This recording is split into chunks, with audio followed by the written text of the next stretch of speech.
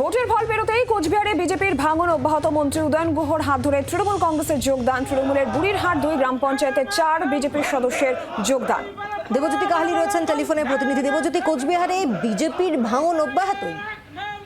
দেখো, একেবারেই যে আজ যেটা দেখা গেল যে দিনহাটার বুড়িরহাট 2 নং গ্রাম পঞ্চায়েতের 16টি যে আসন বিশিষ্ট যে গ্রাম পঞ্চায়েত রয়েছে, সেই পঞ্চায়েত নির্বাচনে সেখানে কিন্তু 12টি আসনে কিন্তু তৃণমূল কংগ্রেস জয়লাভ করেছিল এবং 4টিতে জয়লাভ করেছিল বিজেপি। এবং অবশেষে লোকসভা নির্বাচনের ভোটের ফল ঘোষণার পরে কিন্তু এই 4 জন বিজেপি সদস্য তারা কিন্তু তৃণমূল কংগ্রেসের যোগ দিলেন উত্তরবঙ্গ উন্নয়ন মন্ত্রী উদয়ন গুহর হাত ধরে।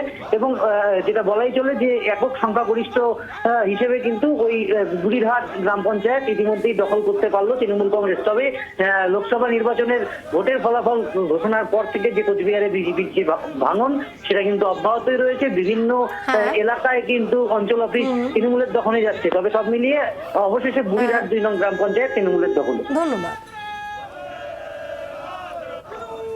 দলে দলে বিজেপি কর্মীরা আজকে তৃণমূল কংগ্রেসে সামিল হচ্ছে, কারণ ইতিমধ্যে গ্রাম বাংলার মানুষের মধ্যে একটা চিন্তা ভাবনা চলে এসেছে যে উন্নয়নের সাথে থাকতে গেলে তৃণমূল কংগ্রেসের সাথে থাকতে হবে।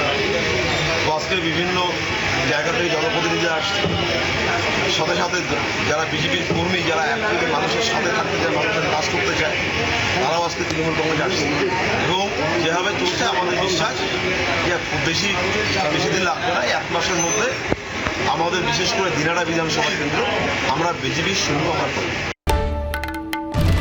বাংলার আওয়াজ, বাঙালির আবেগ, জি 24 ঘন্টা।